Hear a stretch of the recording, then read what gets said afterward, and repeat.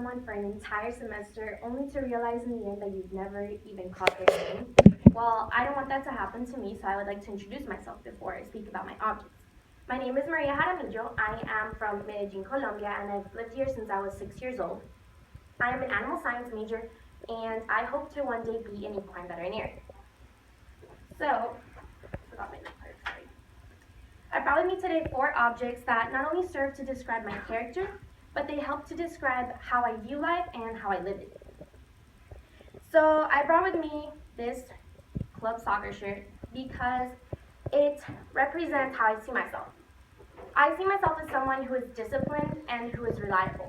I would train for 2 hours every day with my high school soccer team, as well as 3 hours later on with my club soccer team. One day, on a very important game before regionals, I tore my MCL and I dislocated my patella. Although my dreams were crushed and I was very sad, I was always there for my teammates, supporting them and cheering them on, and telling them that they could succeed. I was there for regionals and I was there for the rest of their games. I also brought with me my family picture because it describes how others see me. Others see me as a very family-oriented person. I care a lot about my parents. I have this picture hung on my wall, and I see it in the morning when I wake up and at night before I go to sleep because I miss my parents a lot. The most important thing for me is seeing a smile on their face because they've gotten me to where I am today, and they've supported me through everything. Through the guitar lessons that I didn't continue, through the soccer, through the doctor's appointments, through tears, and through success. I also brought along with me this Band-Aid because, although it's silly, it represents how I want to be seen in the future.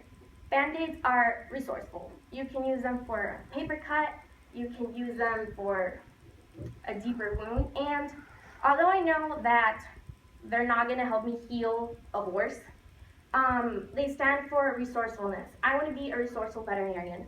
I know that, especially with large animals, you have to drive up to the field, and you're not always going to have the tools necessary to help the horse.